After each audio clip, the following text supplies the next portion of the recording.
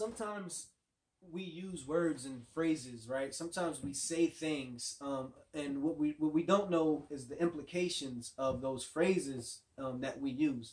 For an example, God knows my heart, right? You may have used that yourself. I'm sure you heard somebody else use it. Maybe you were confronted with sin, something that you said or something that you've done, and your reply was, God knows my heart.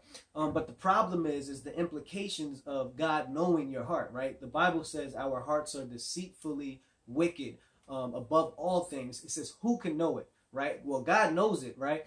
And what the Bible says about our hearts is it says, from the abundance of our hearts, our mouth speaks, right? So the things that are in us come out, and it starts from being in our hearts, the place where God will judge. And that's where God looks. He looks to the heart.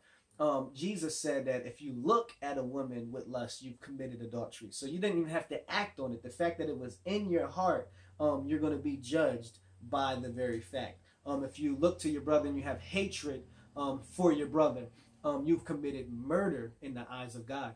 And that's what God is going to judge. So when you fall back and you place your hope in the fact that God is going to judge you, and that God knows your heart, you're actually storing up the wrath of God, and you're actually speaking condemnation over your life by not being corrected by a brother, by not repenting and falling back on the fact that God knows your wicked and deceitful heart.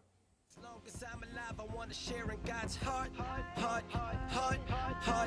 Yeah, a lot is on my mind when I'm thinking God's thoughts. Yeah, and that's a small thing for the price that I was